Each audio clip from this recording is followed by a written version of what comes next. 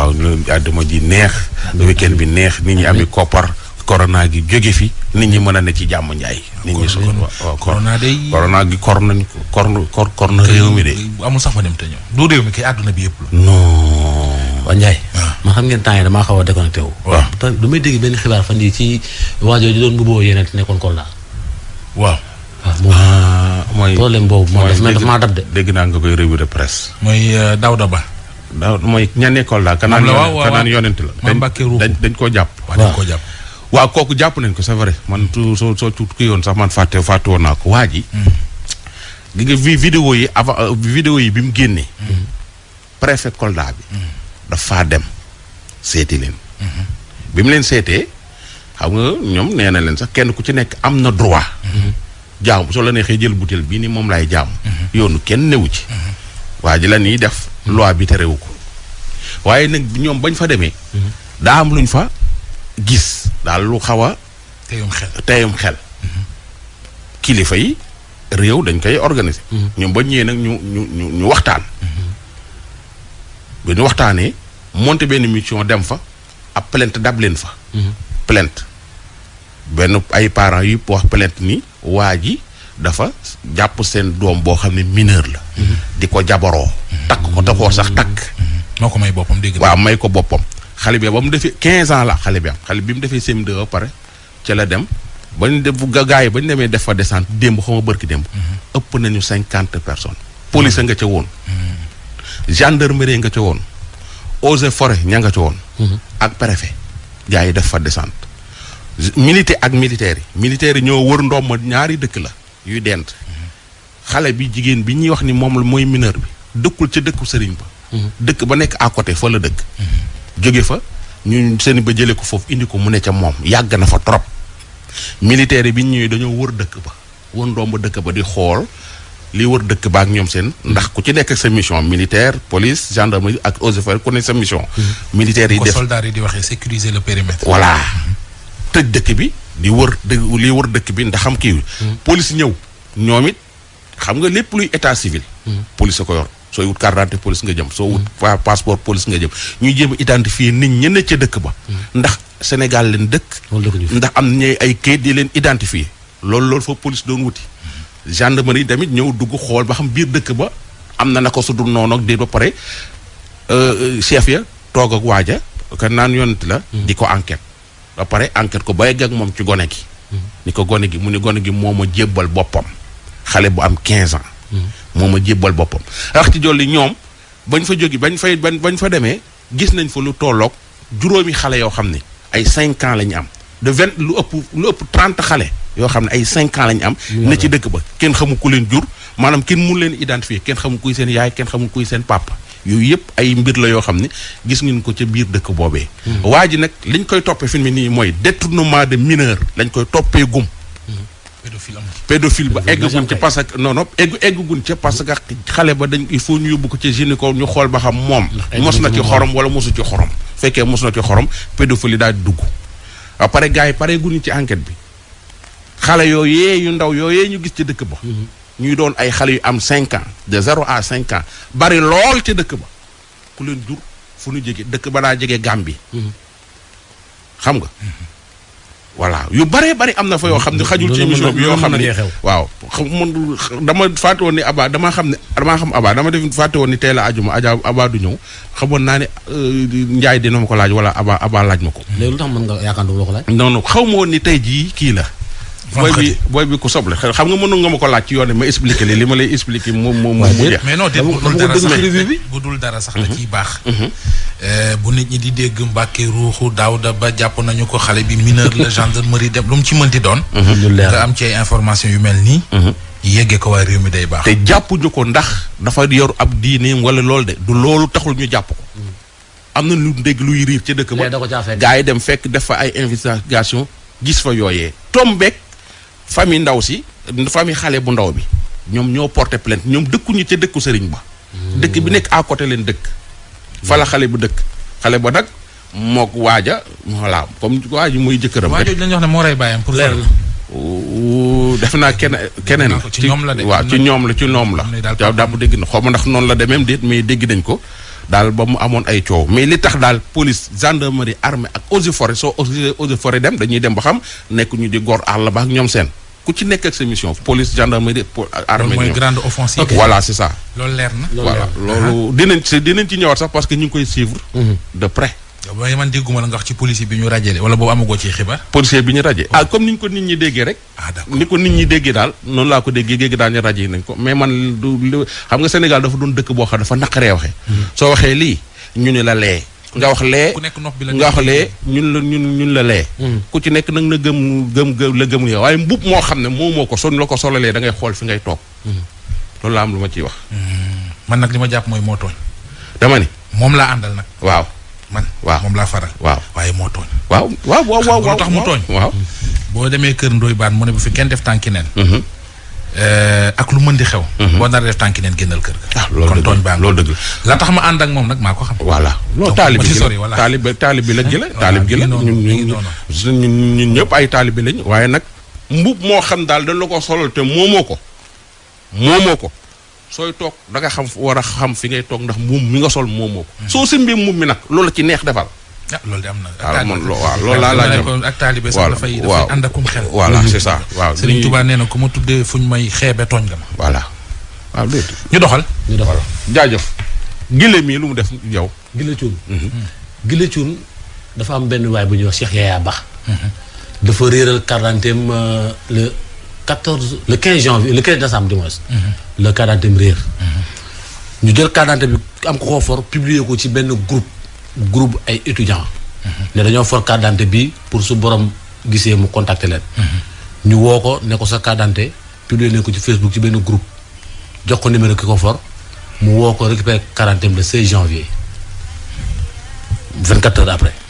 ñu dem ba le 30 mu gis ñuy publier ay photo moom Cheikh Yaya Ba ak carte d'identité mu yëppam ne dafay arnaquer ay nit di leen defar ay location de contrat de location ay kër. récupérer seen ay 600 000 seen ay 200 000. ndekete beneen waaye bu ñuy wax Gile Cuun. moo for carte d'identité ba. récupérer affaire ba pare jël données yi nag. di ko utiliser di dóor ay étudiants. dóor ci ñu baree. ba Cheikh Yaya Ba moom nag ay plainte yu bëri na dal ci kawam. mooy mu jóg. dem di porter plainte fekk ñu ko fee porter plainte. moom coow li mel ni tulleeg male. déglu. jox ñu. alors man maa ngi tudd El Hadj Yaya Ba. am kenn ku nga xamee ne moo nekk ci dëkk bi. mi ngi tudd Gile Cuun. saay la parce que dafay utiliser sama identité usurpation d'identité lay def di ma mbubboo dugg ci dëkk bi di arnaquer population bi. lan ngay seetaan ba ñu utiliser tur pour arnaquer la. le 15 décembre dama pertoon sama pièce d'identité. rond-point Liberté 6 ak JVC. alors je l'ai retrouvé le 16. le lendemain. donc jotuma woon def déclaration de perte. ay nit ñoo ma woo ñu ne ma sa pièce d'identité publier nañ ko sur Facebook. waaye ki ko publier def na ci contact am numéro téléphone am mu ne pour que nga woo ko ci. mu am 2 autres personnes yu ma woo wax ma ko kenn ki defal ma une capture envoyé ma ko sur WhatsApp.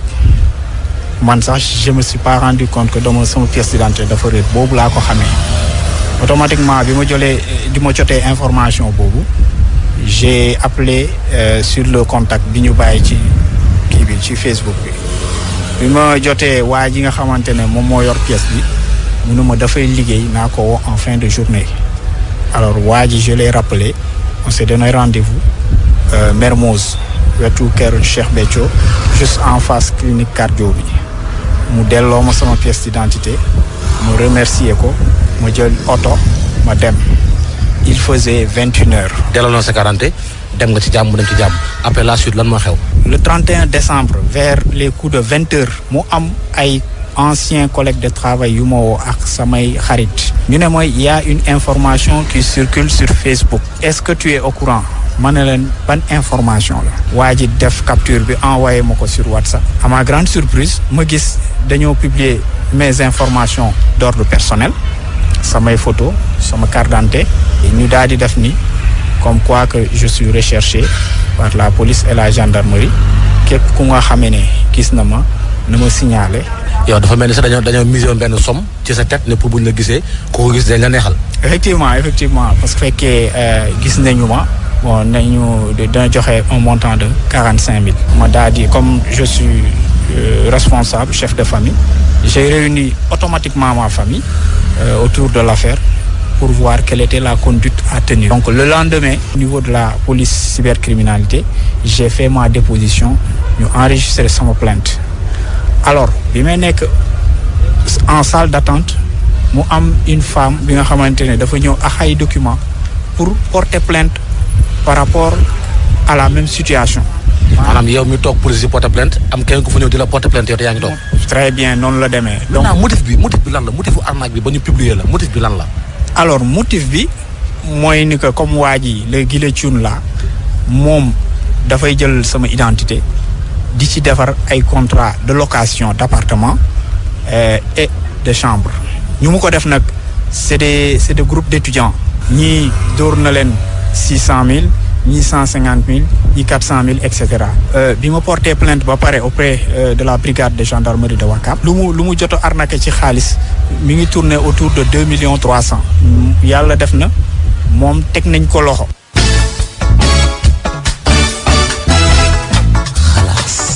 dégg nga nee nañu waa ji teg nañ ko loxo. waaw teg nañ ko loxo. waaw ci léegi nuñ ko jàppee. léegi li nga xam ne moom moo yóbbu affaire bi gendarmerie Ouakam. waaw mooy ñi bëri ñi nga xam ne ñoom la enquête seen xaalis Ouakam lañ dëkk. gendarmerie Ouakam la. waaw sama gars yi la. waa ji dem na cybercriminalité dem na DIC. dem na police jëppal.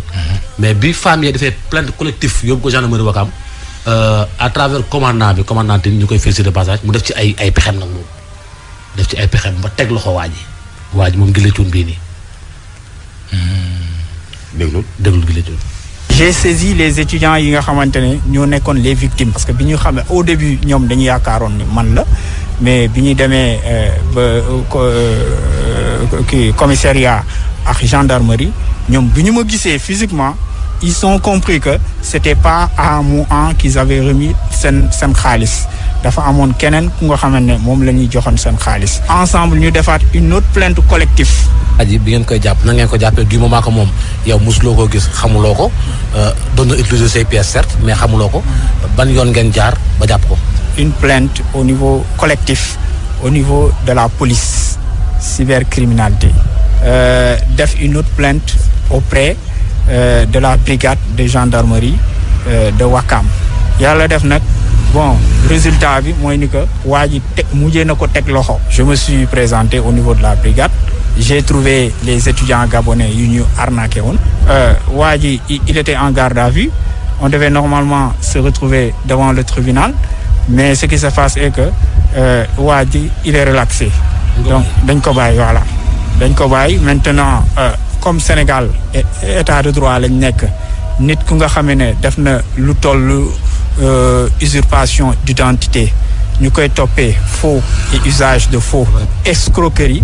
tey bu ñu ko bàyyee donc ça veut dire que man je ne me sens pas en sécurité mais aussi lu mu nekk di def mun na nekk encore di continuer di ko def parce que kii warul nekk dans la nature comme ça muy dox ay soxla. mais aussi les étudiants aussi waaye ci man base la doon def le contrat bi est-ce que ñoom parce que nit ki boo ko defee le contrat aussi xanaa di nga ko wan logement di nga ko dugal ci kër wala la mais xanaa doo ñëw bind contrat jox ko pièce dem sa. je les ai posé la même question. Guilé Thioune est-ce que jot na leen yóbbu fenn pour que ngeen visiter soit un appartement ou une chambre mu ne ñu étudiants yi ne ma daf leen doon yónnee ay vidéo ak ay photo sur WhatsApp wala Messenger wan leen que c'est des appartements à louer. am na kenn ki nga xamee ne sax kooku elle a été très vigilante loolu la ko parce que nee na ma tase nañu fële au niveau de Blaise Diagne dem côté école nationale d'administration ba côté ministère de la construction mu won ko ni foofu lay liggéeyee mu won ko le modèle de contrat et ensuite mu laaj ko la caution kooku fay caution bi et bi mu fayee caution bi mu signalé ko contrat bi jox ko rendez-vous ne ko à partir du 28 chambre bi nga xamee ne moom la ko war a jox chambre boobu moment boobu lay disponible parce que dafa amoon ñu ko occupé woon donc mënul woon def visite bi donc ci loolu la ñuy ci convenir ba kooku signé contrat bi jox ko xaalis.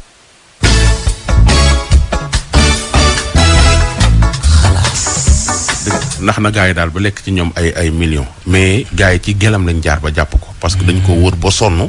gisuñu ko gars yi gis ne am na ku mu doon benn gel bu mu doon yónnee xaalis ñu woo gel bi explique ko li waa ji def. mu woon leen yoonu. mais bi mu nee ko gel bi mu nee ko dañ maa jàpp affaire yooyu nangam. mun ko defal ma appel vidéo yooyu yëpp am ci defal ma localisation affaire yooyu gars yi dem ci beneen bërëb.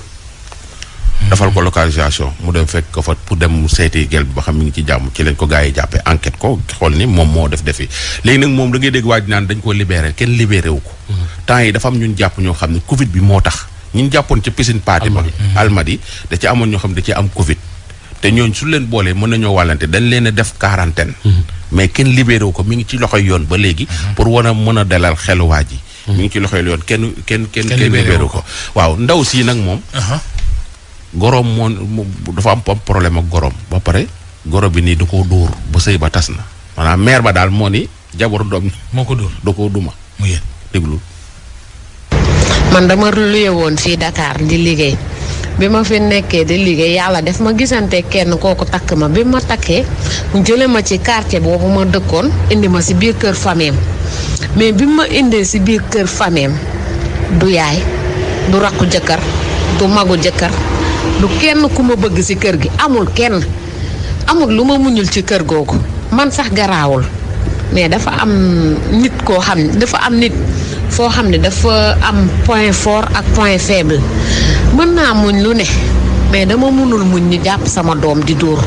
bañu ma sax ku dóor sama doom ndax xale bu deful lu jaaduwul dóoral mais lu ñor nga dóor lu ñorul nga dóor xale yi mère bi di gënale sama doom ak yeneen xale yi gis sama doom ji ak gis butitam yi la yemale su ma demee liggéey bala maa wàcc damay fekk ñu jàpp sama doom bi torturer xale bi dañ kaa torturer ba xale bi commencé woon di yor yenn jikko yi yaa ngi dégg histoire bi nag li ko waral mooy ndaw si li mu wax nii rek ba ndoy baat ne am na mère yoo xam ne ñoo tas seen sëyu doom yi benn ci man mii toog sama goro xaw ma mu ngi may dégg xaw ma dégguma barke alxuraanu karim moo tas sama sëy bi sama doom bi ak sama doomu njëkk bi xeexee ba pare ma jàpp sama doom bi dóor yi ma dóor sama doom mu ne ma xanaa dóor yi ma dóor xale bi moo la metti ma ne ko waaw parce que ñaari xale bu ñuy xeex boole leen ñoom ñaar dóor mu ne dama kaa tontu li ma ko tontu waruma kaa tontu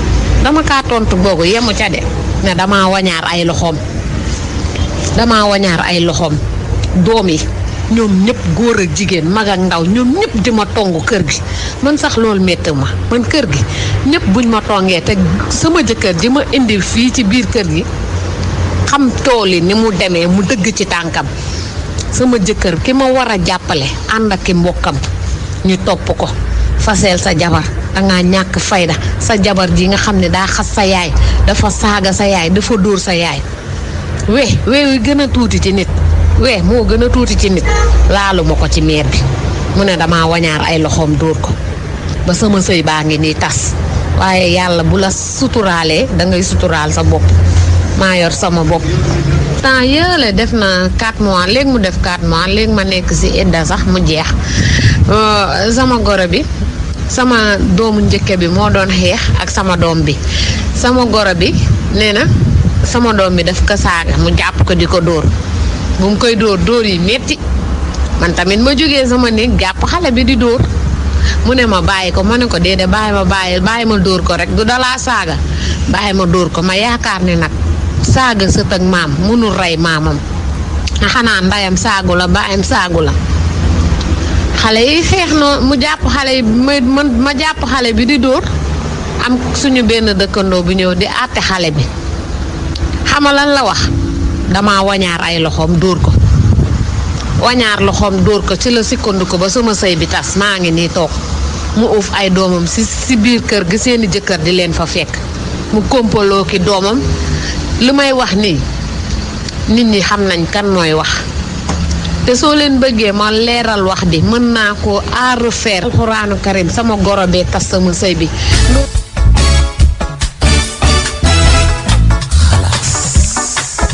dégg nga. ñu ñaan la association sopp na bi. sa mère yi. non. dañ koy bañ de. waaw ah. dañ koy bañ de. non ko bañ rek da nga cee ne ah. xoolal maire yu baax yi téye seen jabaru doom yi normal. dañuy kontaan ci li ma wax. mais maire yi nga xam ne ay peegar lañu seen doom yi suñu takkee jabar ñu tas ko. ñooy mer ci li ma wax. nañ bàyyi booy ñu sëy xale yi jigéen tamit nañ xam ni. seen yaay yi nañ leen jàppee comme seen yaay dañ bàyyi ci kër ga. seen goro yi. waa seen goro yi di waxtaan ak ñoom gis nga sa doom su takkee jabar ci kër gi da ngaa war a nopp jabar ja di ko toppatoo yamale koog sa doom ji génn kër gi sëyi mais problème bi nag ma ne li ma Mami Diop di wax maire yi ay télécommande lañu. télécommande su amul batterie du dox ñan ñooy batterie yi. njëkk yi ak frère jëkkër yi. ak frère jëkkër yi. am na ci ñu ay njëkk yu góor yoo xam ne ñoo gën yow sa jabaru frère luy soyoon ci moom. Mouhamed Ndiaye suñu bokkee ndey ak baay sama jabar nekk ci biir kër gi. yow luy soyoon ci moom yow koy li nga mën mooy. soo amee dara ñëw ay sama chéri di ko jàppale. waaye am nit ñoo xam ne ay seytaane lañu. surtout su waa ji nekkee bitim réew. bàyyi jabaram ci kër gi. bàyyi ñaari frère am ci kër gi ay wala ay sërëm du am jàmm. pour la wala waa ji ëppale leen teraanga àdduna. waaw ñu commencé di ko gasal ay mbag yu kenn xam. c'est pas sérieux. alors présidence jot na de. non jeeg ji commencé porter plainte seen goro yi. porter plainte sa goro. sa goro bu la wax rek nga porter ko plainte yóbbu ko police.